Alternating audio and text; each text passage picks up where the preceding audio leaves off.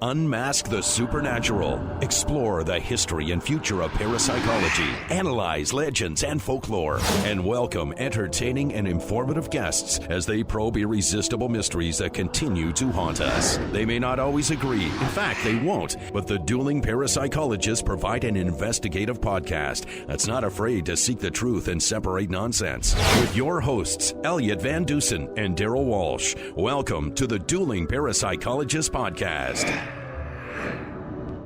All right. Hello, everyone. I'm a parapsychologist, and my name is Elliott Van Dusen. And I'm Darryll Walsh, and I'm also a parapsychologist. And this is the Dueling Parapsychologists Podcast. Because this is the first episode, we're just going to cover off a few little things here. We're just asking if anyone is interested to support us on Patreon. It's patreon.com/dueling, DUELLING, parapsych, PARAPSYCH. And it's for our viewers to kind of get some benefits as well. So if you support us, we have different levels of membership. I created the viewer, which is a $5 a month fee. And that'll give you early access to all our episodes 24 hours in advance before the public. This next level is the scientific supporter, and that's $10 a month. That'll also give you the 24-hour early access, and it'll also give you a shout-out on audio and video versions of our podcast. The next level is the friend, which is $20 a month, and same benefits, except you also get a personal Zoom call to have a parapsychological question that you may have answered by Darryll and I. The next level is the Ghost Hunter, which is $75 a month. Again, you get all the same benefits, but you also get a one-time signed copy of Supernatural Encounters, True Paranormal Accounts from Law Enforcement, which is my second book that I wrote. And then the last kind of membership level that we have, which is quite expensive, but it also has probably the best benefit. It's called the Protege, and that's $100 a month. You get all the same benefits, except you'll get a one-time in-person observer status during a real field investigation. And that's for Nova Scotia residents residing in Nova Scotia only, obviously. You'll need your own transportation to get to the site. And that's obviously, I mean, I know we're going to have listeners from all over the world, but unfortunately, unless you're in Nova Scotia. And the pandemic is not helping the whole situation either, so. No, exactly. So we'll start that out. If we do happen to, get a Protege membership, then next time we have a field investigation, we'll bring you along, show you how to use the equipment, let you use the equipment. You'll get one-on-one time with Darryll and I, and, you can ask us anything you want during that time. Yeah. We're also on YouTube as well, so look us up on YouTube, Facebook, Instagram, and ppri.net has all our social media contacts and stuff like that. So check out the website. And the reason why we wanted to do this podcast, really, Darryll's, you and I have both had a couple of different people approach us at different times in our career, saying that you guys should do a podcast. Like, it would be really interesting. So the reason why we decided to do it is to do it for you guys. What we hope to do as well is cover off some misconceptions in parapsychology and some misinformation that is out there, and also just create some awareness in the field of parapsychology, which is still very active in today's society, and also to provide some entertainment, especially during the pandemic. Like you said, a lot of people working from home. I hear podcasts are up, people listening to podcasts, so hopefully you give us a listen. And parapsychology, just to go to that point, I don't think has ever been as widely studied as it is right now. We don't have the Ryan Research Center, but it seems to have spread out to different faculties, and for both for and against, of course. So for the results are both kind of good and bad, so it's a mess. But at least I think it's being taken much more seriously now, and so that's why we want to help you know what's good, what's bad, and if it's just an opinion, we'll say it. And believe me, we are going to have differences in opinion. We usually do. Yeah. And don't even bring up you know what. I can't remember if that's in here or not, but It better not be. it may show up. So Darryll, why don't you tell our viewers a little bit about yourself and your history and how you got involved in parapsychology? Well, it's funny because I wanted to be a military policeman, and then a paralegal and an insurance, and then back to military police. But however, being having glasses and being gay at that time, or still am gay, but I mean at that time of roughly 1980, 81. There was no chance of my getting into doing that. And so anyway, friend was, his father was a psychologist. It kind of inspired me to get into it. Eventually I was going to get into psychology. I'm at the master's level now to help stop the increase in suicides and all that in gay teens and addiction problems and everything. However, and I should have guessed this, because when I was a kid, my aunt and uncle used to come and they'd visit, and that's fine. They'd sit out in the living room. I was in bed, right? Because they'd come at 8 o'clock and Mom would put me to bed at 7. But the way the living room was structured, it was out of sight of the doorway to my bedroom. So I would creep out and listen, because after an hour, when they did all the, how's work, and all that BS that we do, they started talking about ghost stories and stuff. And I don't remember if they did it all the time, and I only remembered this just 2 weeks ago. But the main influence was my Uncle Aloysius, of course, who gave me all his ghost books when I used to go visit him in Cape Breton. Yeah. Anyway, so I was all set to become a clinical psychologist when I saw a advertisement to teach parapsychology at NSCC and Nova Scotia Community College. And at the same time, I was also into parapsychology, the PhD, parapsychology at the time. And so I began teaching. Well, of course, once the media got a hold of the fact that there was somebody actually teaching this, they started, calling me and to do interviews and all this kind of thing. So, so that led to my, almost simultaneously, setting up a bunch of us who don't live in Nova Scotia anymore, had set up the Centre for Parapsychological Studies in Canada, which is still active, 25 years, that's our 25th anniversary. Oh my God, I forgot it in February. Anyway, and so therefore we did the classic ghost hunting as well as regular research, and because that was more important than the actual ghost hunting. However, if there was something that seemed to be, in the late 90s in particular, seemed to be strong enough that we might actually see or hear something, and there is a few things that did happen because you were in the group, in particular the house on St. Margaret's Bay Road. Yes. There was another, the Cellar Bar and Grill, one of the investigators got grabbed on the shoulder as well. Yep. So there were a few things. And, but anyway, then I was also at the same time writing books, Ghosts in Nova Scotia, Ghosts and Legends of Land of Canada, That Which Survives, the Case for the Near-Death Experience. And so anyway, that was fine. Then life intruded, as my parents were quite elderly and just needed a lot of help for over a decade.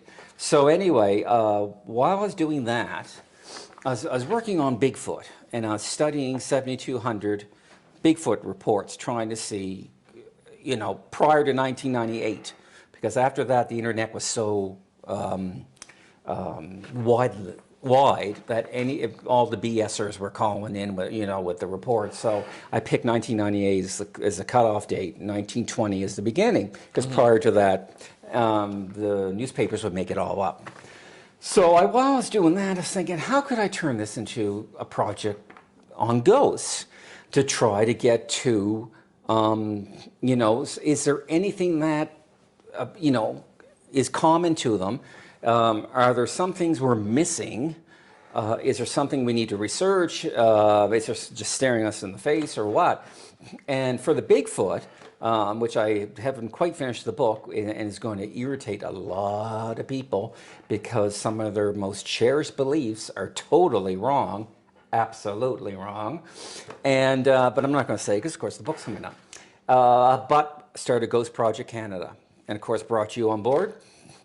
And our idea is to collect every single supernatural event across Canada and then do a geographical and statistical analysis. So if you want to know where werewolves are most popular, we'll say, just off the top of my head, because I don't have the figures, I haven't done that research on werewolves yet, I'd say Quebec and Nova Scotia.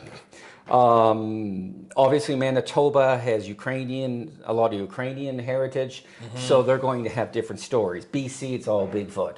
And UFOs. Yeah, there was never any ghosts until recently. Yeah. It was all Bigfoot. But I mean, and obviously around the coast are ghost ships and very many wandering women. And the Atlantic provinces, in particular Nova Scotia, but the Atlantic provinces and Newfoundland have some of the strongest, most unique phenomena other than across the country. The rest of the country, once you hit Ontario, it's pretty much the usual thing. But we want to hear the usual thing. But down here, you start to get weird things. And of course, in Newfoundland, it's really rich folklore. So the whole point, we do the statistical and geographical analysis, then we submit it to all the provincial archives and federal archives in Ottawa, so that other people in the folklore departments, growing up and want to get into folklore and try to understand our world and what it was at the turn of the 21st century. Because right now we look back 100 years to Helen Creighton and how it was, and at the beginning of the 20th century. So before it's lost, and then comes the pandemic, and of course it's the older people who have the best stories. The pandemic has not helped at all, needless to say. However, we're still working on it. So also besides Elliott's introduction about Patreon and that, we do want to hear your stories, your favorite stories. If it's not, doesn't have to have happened to you. It could be something you grew up with, something your parents told you about, or your favorite. Actually, it'd be interesting to find out what your favorite fictional character is, actually. And it's interesting because we're watching as Slender Man goes from fiction to nonfiction. And that's really interesting. I'm old enough. Together, we have 60 years experience in parapsychology. I'm old enough that I saw crop circles appear, satanic panic, the bullshit repressed memory syndrome, chupacabra, Slender Man, and am I missing any? Crop circles. And so I've been very lucky to actually watch society develop these things that don't exist. And that'll be a discussion I'm sure you and I will talk about. But anyway, I don't want to hog this. Turn this over to you, Elliott. Yeah, no, that's great. And for anyone that's looking for any other information too on Ghost Project Canada or to send us your stories, you can go to ghostprojectcanada.com. And it's got Darryll and my contact information on there. And in fact, Darryll just ran an ad not too long ago on Facebook, and we had, I want to say, at least a dozen people reach out with stories. Yep. And we make time to call you, record them. We also provide confidentiality. I know some people are, for whatever reason, embarrassed to talk about the paranormal or don't want people to know about their experience because it's private.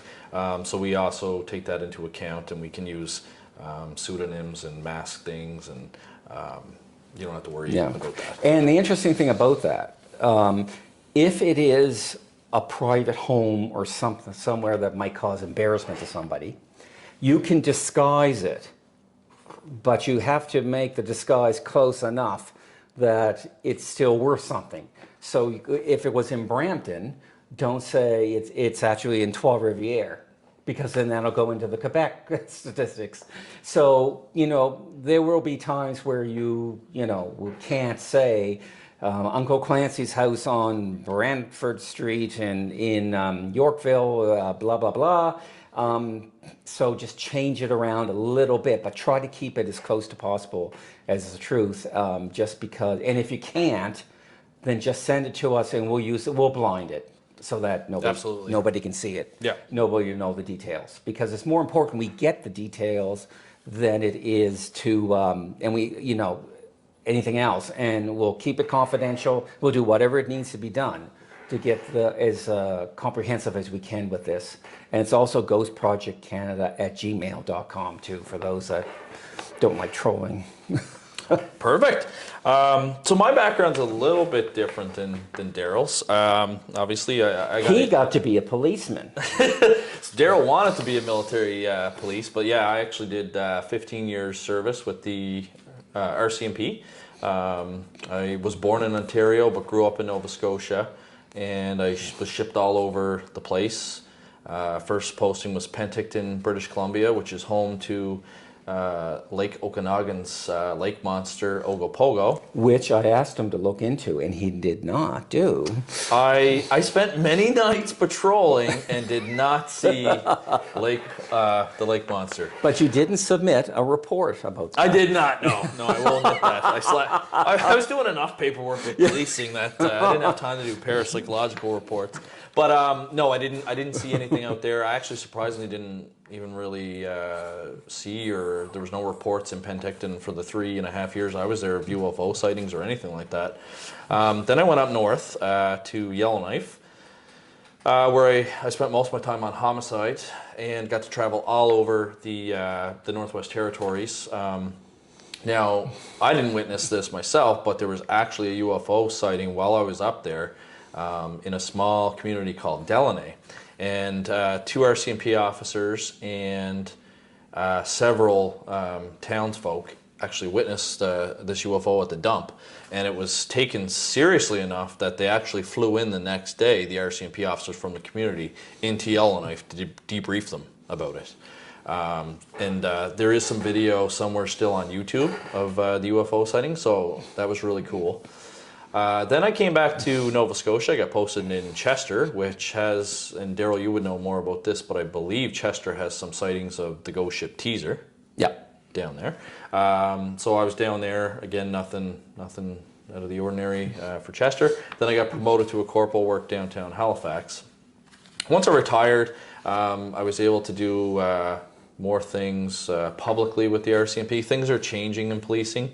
When I first joined, you certainly didn't want to self-identify yourself being involved in the paranormal. I just found it was a very closed off culture. As things have kind of progressed now, I mean, people are you weren't allowed beards in the RCMP, for example, up until maybe 6 months before I retired, and then they changed the policy that you can now have a beard, just like local police forces and the military. So I mean, things are certainly changing and progressing, which is good. But now that I'm retired, I'm able to do this full time, whereas before it was always kind of at the side of my desk. And I kind of got involved with it from shows like Unsolved Mysteries, because I was always interested in being a police officer, and I was always interested in homicide. And so Unsolved Mysteries always had those unsolved murders, and that's why it kind of interested me. But then they would always show UFOs and ghosts and paranormal stuff, and that also really interested me. And it wasn't until I moved to Halifax, my mother actually saw an article of Darryll teaching at the Nova Scotia Community College. So we ended up, I ended up signing up for one of Darryll's courses and kind of started my formal training in parapsychology from there. And I mean, since then, I've taken so many different courses now. One of the best places, I will say, to take your education if you're looking for reputable parapsychology courses is through the Rhine Education Center. They're probably one of the best places out there, really. There's a few other ones. In fact, Darryll and I are actually we're in the process of developing an Introduction to Parapsychology course right now. I taught it for God, a long time actually, at the Nova Scotia Community College. Well over 10 years. And then I taught it again after a break. And so we thought we would take the experience, since we know so much, and actually have it as a course, and then eventually be a part of a certificate, down the road as we develop our own stuff. Yes, and we eventually want to develop other courses as well. Like Darryll, he has a very deep interest in near-death experiences. I mean, you could teach an entire course on near-death experiences and death and dying and all that stuff, right? So, and I have an interest in demonology. So, there's so many different things that Darryll and I can kind of bring to you guys at a reasonable cost, and we have the expertise for it. So, it's certainly something to watch out for. It's something that we're serious about and working on. Of course, investigative experience-wise, as Darryll mentioned, I had joined his group, Center for Parapsychological Studies in Canada, and got introduced to field investigations, what to do, what not to do. And there was a few things that the center didn't investigate, which was one is UFO sightings. And it's funny, as I got older, as much as I enjoy UFO sightings, most of them are encounters of the first kind, which is a light in the sky.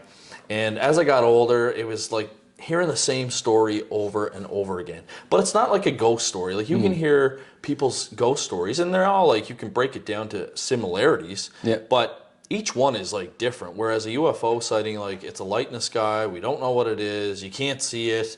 I think it was following me, usual stuff. The usual stuff, yeah. So we didn't do it. So Elliott then started his own group as sort of an adjunct group to look into the stuff that we couldn't, because UFO at the time was untouchable. If you looked into UFOs, you weren't respectable. And this was prior to the destruction of the reputation of ghost hunting, once the internet and TV took over. Yes. But, so we were interested and we shared data, but we personally stayed away from it. And I think there was a couple things that, that were different that you found. That were interesting to me, and I'm not a believer, or haven't been a believer in UFOs, at least of the third kind, the alien hypothesis, extraterrestrial.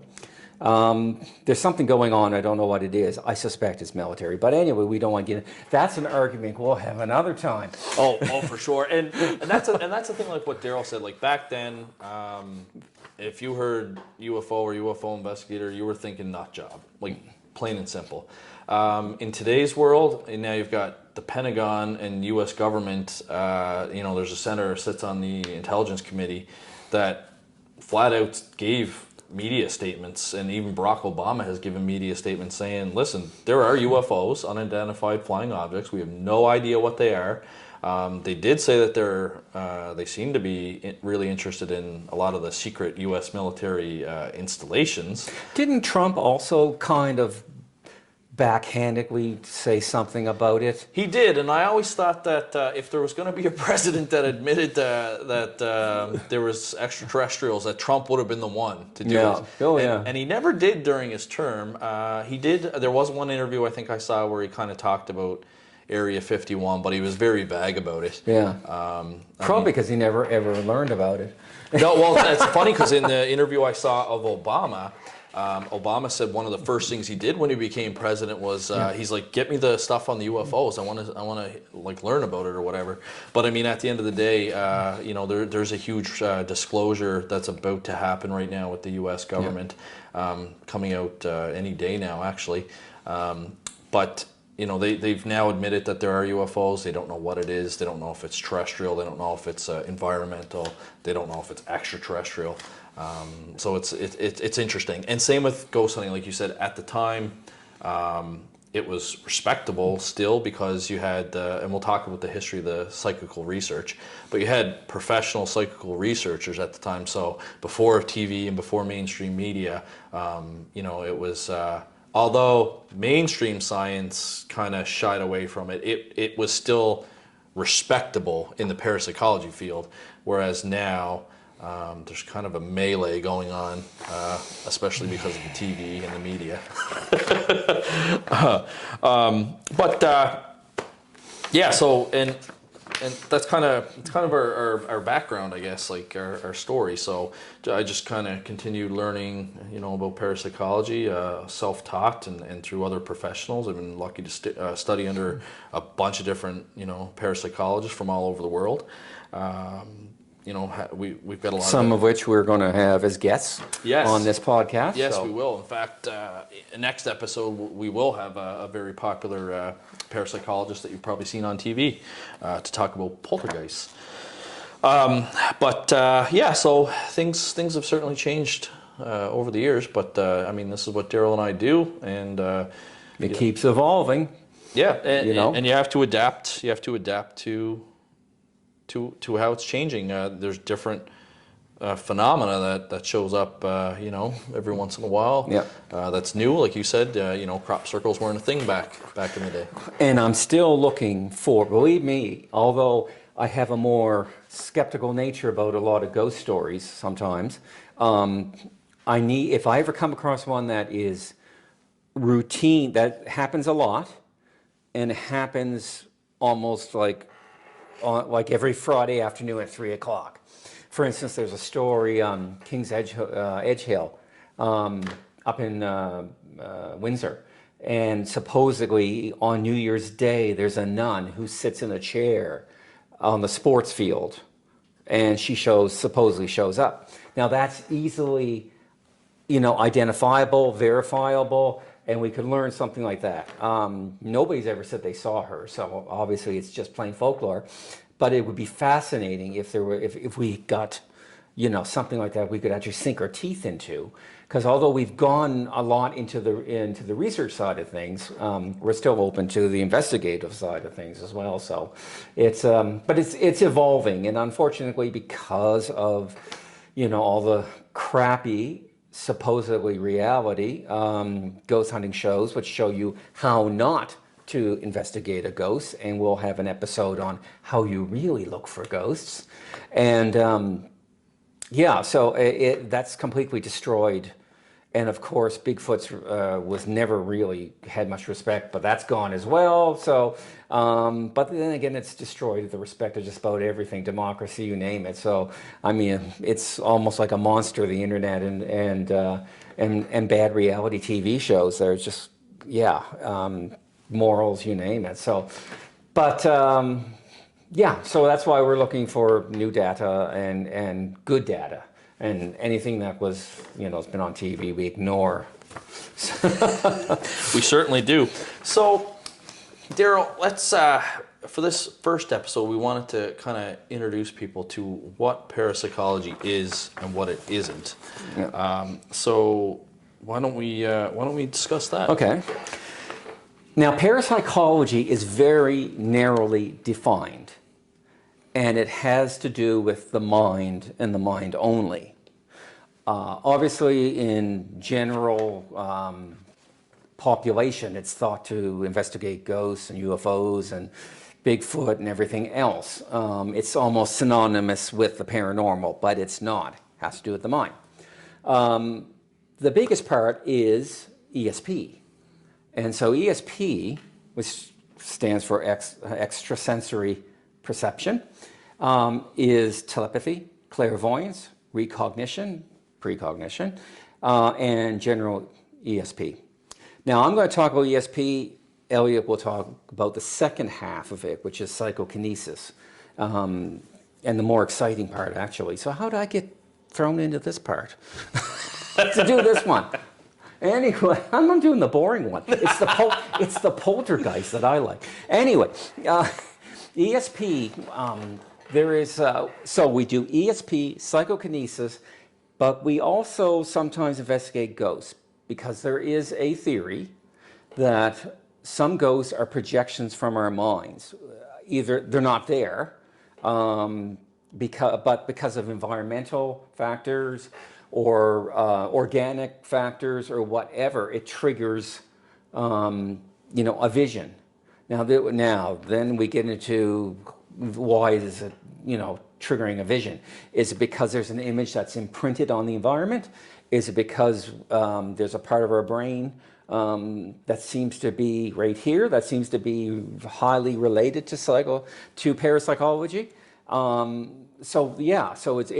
that is the only part, supposedly, that we investigate. But of course, everybody gets into ghosts because that's the fun part.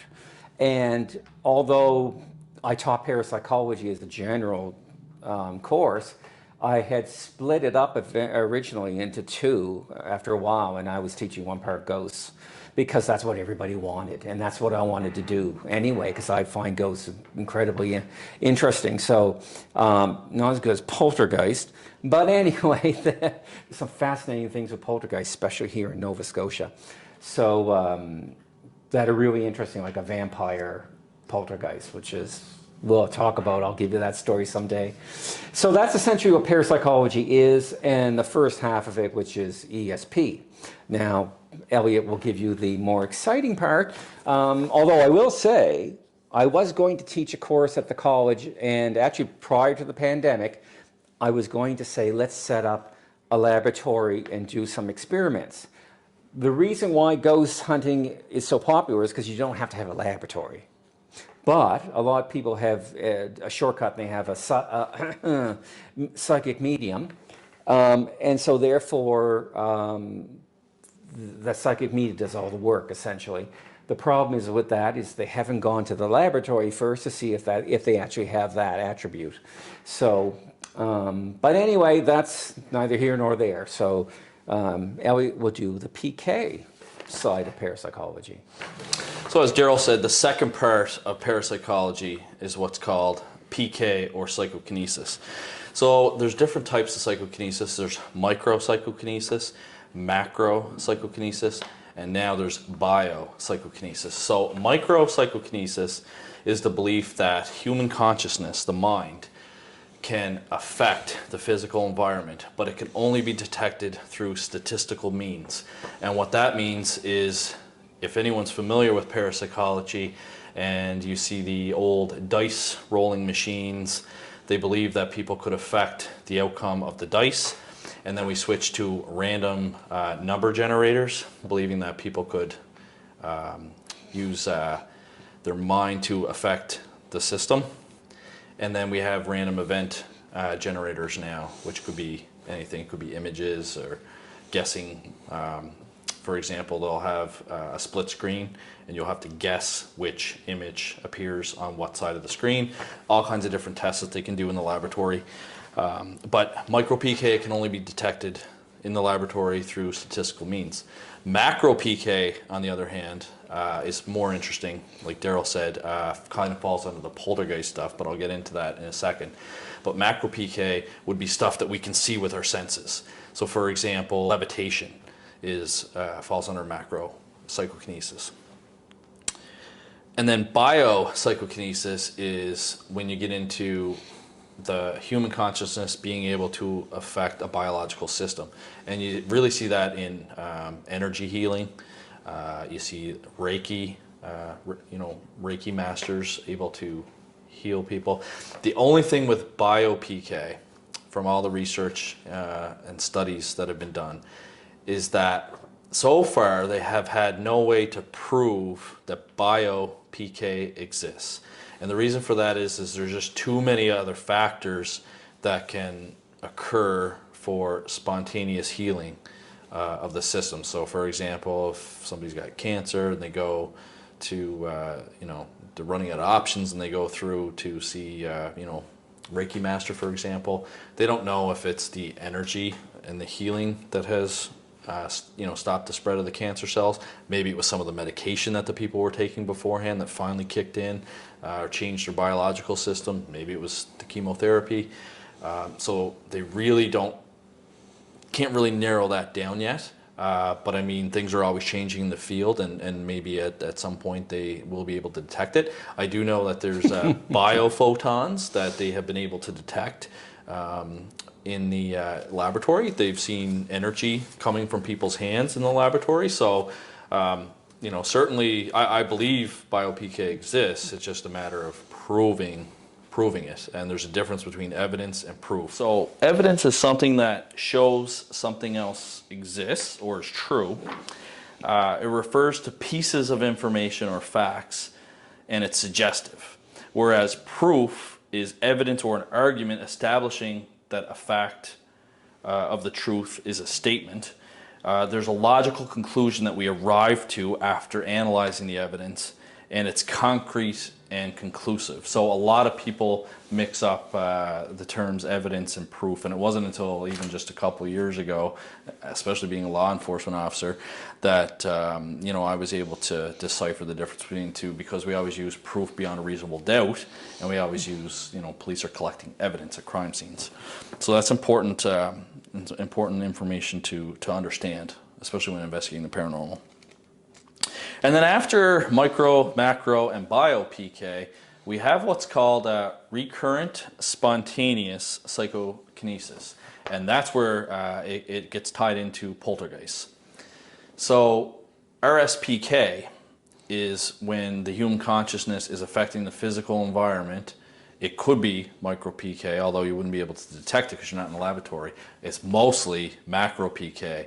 So, in poltergeist cases, you see objects being thrown with strange trajectories. You see, it could be some levitation occurring. You normally don't see an apparition. If you do see an apparition, it's very distorted. It's like a black blob, basically, is what it's been described as, because a poltergeist, although German for noisy ghost or noisy spirit, that was the theory back in the day, in the 1800s. Since then, though, we've been able to determine that it's not actually caused by a ghost. It's what they believe to be psychokinesis, caused by a living agent, which is a person, and it can also be multiple living agents as well. There's been cases where two different people are giving off RSPK. And then the third part of parapsychology, which I actually think, it's funny, Darryll was arguing that I gave him the crappy spot, or the crappy topic, ESP, and I will admit too, as well, when I was younger, I was just interested in ghosts too. Like whenever I was taking a parapsychology course and the topic of ESP came up, or even psychokinesis came up, I had very little interest in that. And it wasn't until I got older and realized that you need to understand the foundations of parapsychology in order to understand ghosts and hauntings, because ghosts use ESP to project themselves to us. And they also use psychokinesis to move things, to open those cupboard doors, to lock and unlock doors. So if you don't understand the basics of parapsychology, you're not going to have a good foundation for my favorite topic, survival. And I'll let Darryll explain survival. So the third part of parapsychology, as I said before, had to do with survival after death. And that brings up a whole bunch of things about consciousness, our minds, do we have a soul? Parapsychology is not interested in religious beliefs or trying to prove a soul. It's more interested in seeing if there's any way that our mind reacts with the environment somehow. And but the interesting thing, and what I did my doctoral thesis on, was near-death experiences. And with all parapsychology, all the evidence we have, the appearance is that it's very rare and weak. So there's going to be no Superman effect where somebody can walk in and lift a car up, off somebody that's been run down. So the best way of evidence so far seems to be through near-death experiences. Now, that has to do with our consciousness leaving the body as the body dies, and the body is dead. This started back in the late 70s. And since then, and there have been BS stuff about this in the light, that in the light, blah, blah, blah, blah. And now, of course, there's all the personal things about, I died, and you find out they didn't really die. They were just in a coma.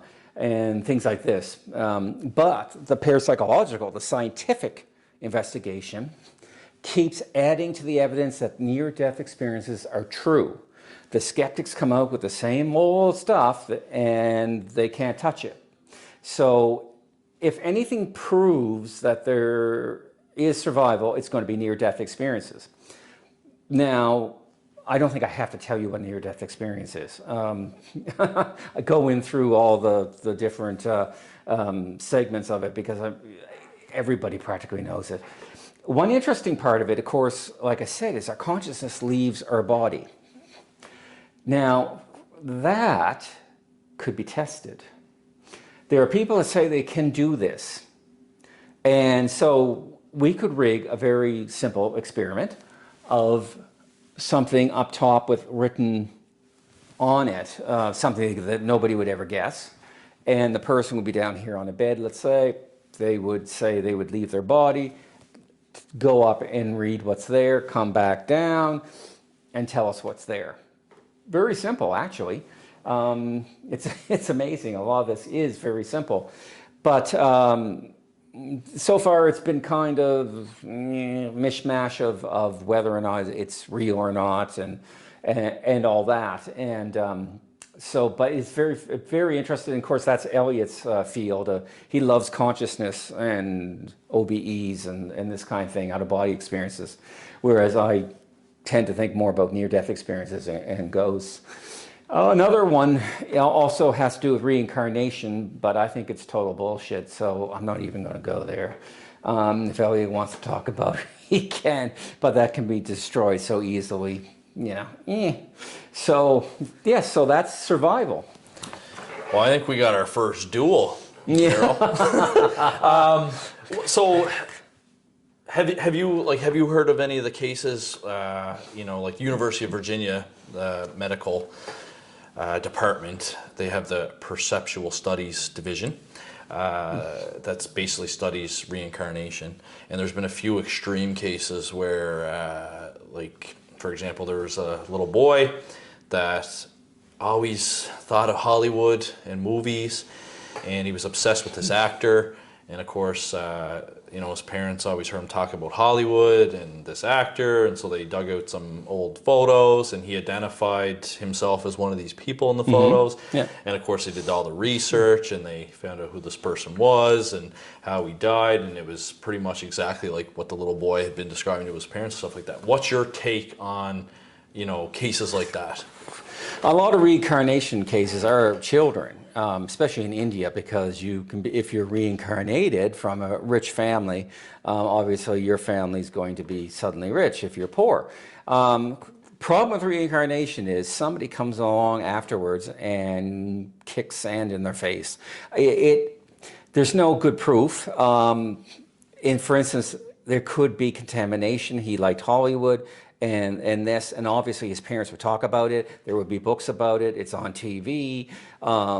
So the mind carries everything with it. Every experience we ever had is in there somewhere. Most of it is unretrievable, but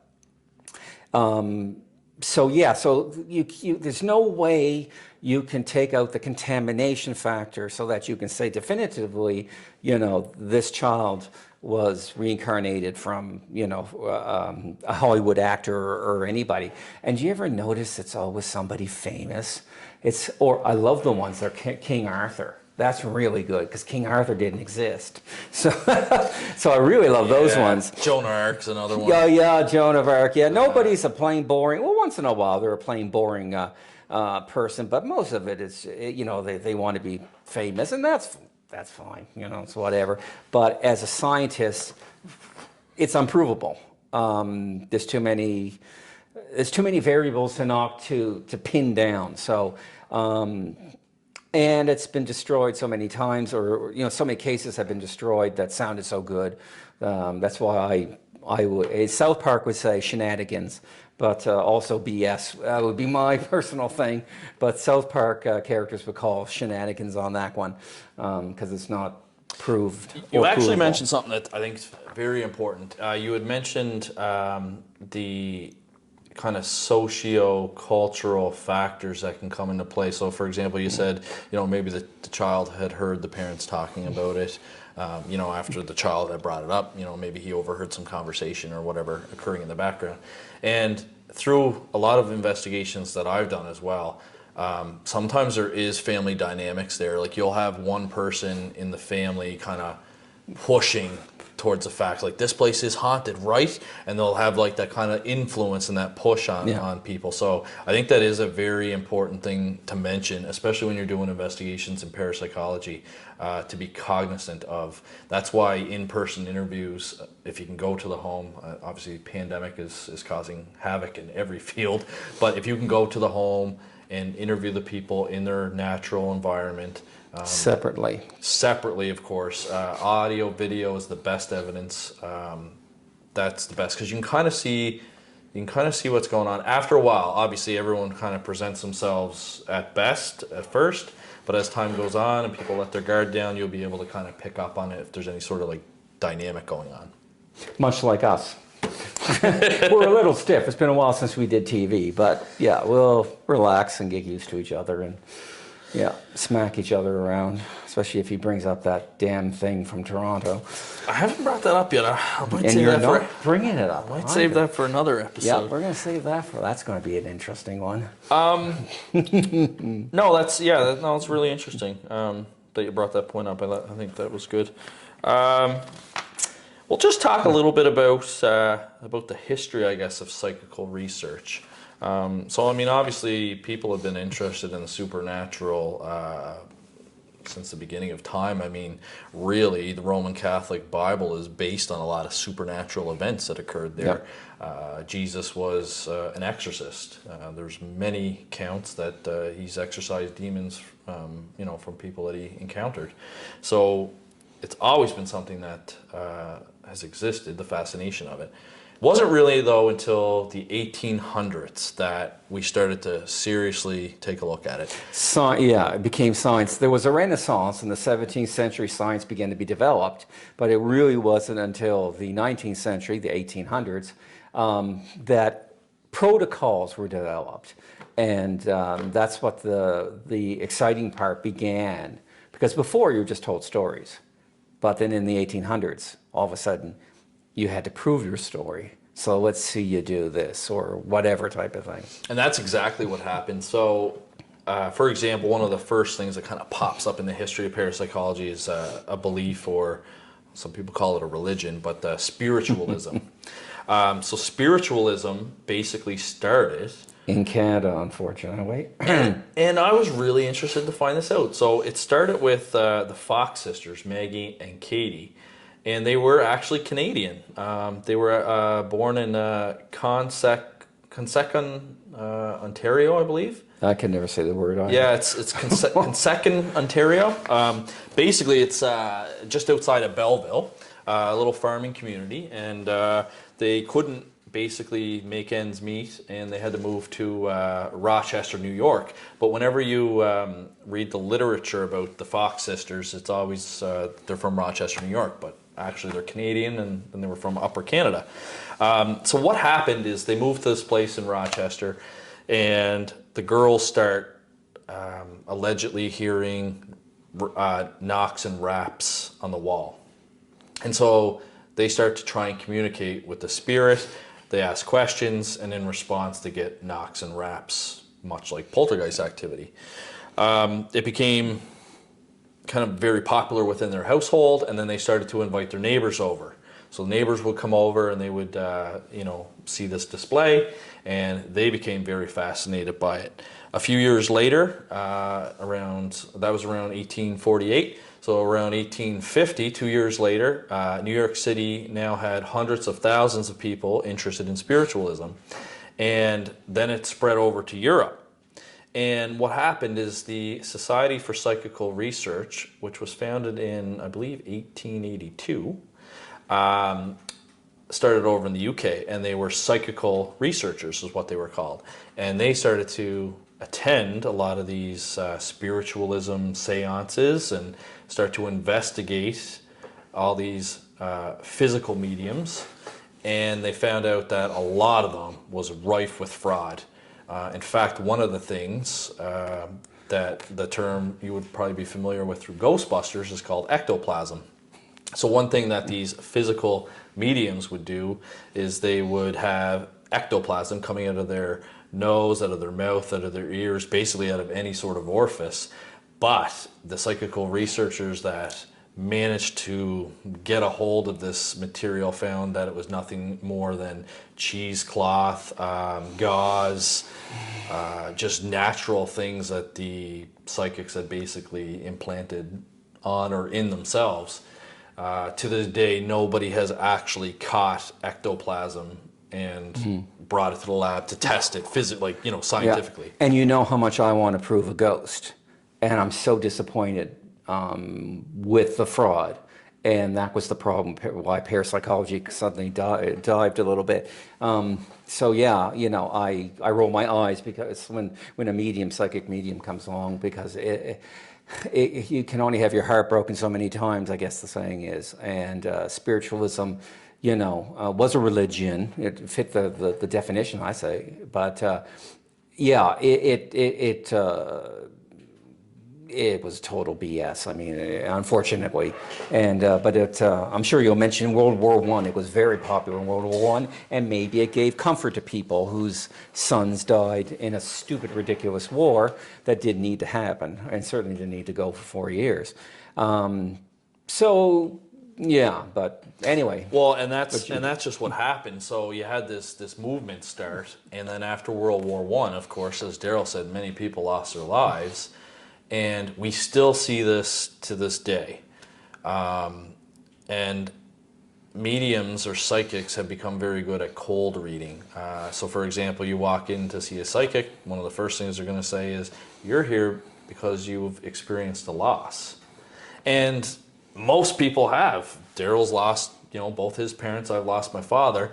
So it can be a pet. It could be anything, and that's what happens. Budgie bird. The psychic starts to, narrow it down. Like they'll say, like, "Oh, well, did you lose a pet recently?" "Well, I lost a dog a year ago." Or, "Well, did you lose your job recently?" "Well, actually, yeah, I got laid off from the pandemic." So, you know what I mean? Like they're very talented. They are talented, not psychically, but they are talented in reading people. And I don't get disappointed with them. I get pissed off and they're called grief vampires for a reason. Whereas spiritualism was more of a pure, innocent kind of thing, it might have helped people. Nowadays, it's the psychic mediums who were originally just mediums, and then for some reason at the end of the 90s they got a bit of a bump and they were psychic mediums, I guess, maybe to take the more money from people for more things that they allegedly do. So yeah, they don't. Spiritualism, I almost look at it as benign, although some people can look at it and say that's terrible what they did. But it's nothing compared to what's going on now and what definitely went on, in the early 2000s. And they are grief vampires. And that's what happened is after the World War, all these people they heard about spiritualism, they heard about individuals being able to communicate with the dead. So all these people, of course, naturally would flock to a medium and ask them to, communicate with their loved one. And some of them had like reoccurring customers. They would come back because obviously if you think that you're in communication with a loved one and the only way to do it is through this medium that you also have to pay money to, I mean, you're probably going to continue to do it. And so that also, again, got the psychical researchers involved to investigate these. They would go to seances. They found a lot of the seances. They had a helper involved. So it might not be the medium doing it, but there was basically a helper in the room that could do things like help levitate the table. There's videos on YouTube where you can see if you get your foot underneath the table, you can kind of like lift it up with your foot. Don't even have to move that much, just kind of wiggle your toes and the table will start to levitate. A lot of them did it in, they were in like dark kind of chambers, I guess is the best way to describe it, where they may have had access to different tools. Of course, the psychical researchers weren't allowed to have cameras or have lights on. It had to be in the dark. A lot of suspicious stuff, and most of that during that time was proven to be fraud. Interesting thing too, just to interject again, which I seem to be doing a lot of, back then, the people doing the investigating Yes. were respectable people. Oh, absolutely. So you had Sir Arthur Conan Doyle, the creator of Sherlock Holmes, and one of my most favorite second favorite movie, because John Carpenter's The Fog is the first, and The Hearse is also good too. But anyway, is Hound of the Baskervilles, and so you had him, Sir William Crookes, so many others, and these were respected people in their field. They were scientists. They were taken seriously, and any good feeling and support towards parapsychology was because of them, because of what they did, and so that was a major thing. And I mean, a lot of them got very upset, and some got very cynical because so many were found to be fake. But what I was really I find interesting and fascinating is science. People always complain science doesn't investigate something paranormal. Well, we do, and other scientists have, and there's just not enough. If there's not enough evidence to say such a thing exists or likely exists, you're not going to spend money and go off and chase things. But back then, there was a lot of gentlemen scientists, and you heard the term gentlemen explorers, the ones who went up Everest, for instance, or tried to go up Everest, and Fawcett, who went down to South America, and eventually got lost in the jungle and died, him and his son. So you had this kind of thing, and it was a totally different way of looking at the paranormal. Now, in a sense then, they were wondering, does it exist? Yes. Now it exists, so let's find the evidence, which is the wrong way to do. And so if you go into a situation and then you're pretty sure that it's true, you have a preconception that there's a ghost in this place because it's dark and dusty and old, you're going to find what you want to find. But, and of course, there are no respectable people chasing ghosts in dusty basements. They're in the laboratory now, and you don't hear about them because it's not glamorous. It's not sexy enough. Nope, not in the least. No, you're absolutely right, and that's exactly what happened. In fact, you had people from all kinds of different disciplines that were psychical researchers. Some were psychologists. Actually, Houdini, who was a magician, actually was involved in investigating these mediums because, as a magician, number one, he was probably thinking that if they can do this kind of stuff, like as a magician, maybe it would be kind of cool to do in the shows. But he wanted to understand how they were doing it, and he was a great debunker of that because he knew the tricks of the eye that a magician could do. And so Houdini was actually, if you look him up, he was actually a parapsychological investigator. Exactly. And for any amateur ghost hunting group, you should have somebody who's a magician, just because, if you're going to go to, a medium, psychic medium or stuff like this, you've got to have somebody who knows the tricks of the trade. So anyway, I think we've given an overview for you. And part of our forthcoming podcast, of course, we're going to argue a lot about things. We seem very buddy-buddy now because we are buddies, but we disagree with a lot of things. We're going to have a lot of good guests coming on. And so I'm excited about it. We'll have specials with seasonal specials, Halloween, for instance, that kind of thing. So I'll be telling ghost stories as well. I'll start with Nova Scotia and Atlantic provinces and move on. And we're going to have a lot of little things, enough to keep you interested. This one might be a little boring, being having to give you a background, but we're going to do it so that you'll like it. Stay with us. And it's important to get that foundation, and once you have that foundation, which hopefully you do now, we've given you some stuff that you can go research yourself. And I always believe in that too, especially in the paranormal. Like, don't just take somebody's word for it. Like, reach out and to other experts and go to their websites and do your own research and make your own decision. But our next episode, we're hoping to have a guest. We won't name him yet. He's the one that actually got me into parapsychology, technically. You got Darryll in parapsychology, and he's actually, he does do magic. I believe he is more on the mentalism side. So there's magicians, which do the tricks of the trade and the sleight of hand, but then there's the mentalists, which incorporate the supernatural into their performance. So it'll be really interesting to talk to him. Yeah. You can check us out on Facebook, Twitter, Instagram, ghostprojectcanada.com, ppri.net. You'll have more than enough information to go through on those websites. Yeah. We'll be on YouTube eventually as well, and so hit the like and subscribe and all that stuff. You've heard that a million times. Yes, yeah, and we will put this on YouTube. So yeah, give us a like and channel and a subscribe, and that way you can follow along with us. Yep. And if you have any questions as well, feel free to email us as well, and we'll respond to you, and yep. And maybe we can even address some of them on the next show. Exactly, we'd be happy to. Ask us something or tell us something. And we'll be happy to read your experience or answer your question as well. So it's a very loose show, So that's parapsychology. I promise you, the forthcoming episodes will be a lot more exciting, much more dynamic.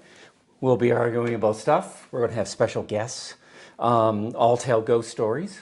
Elliott, I'm sure, will tell some stories as well.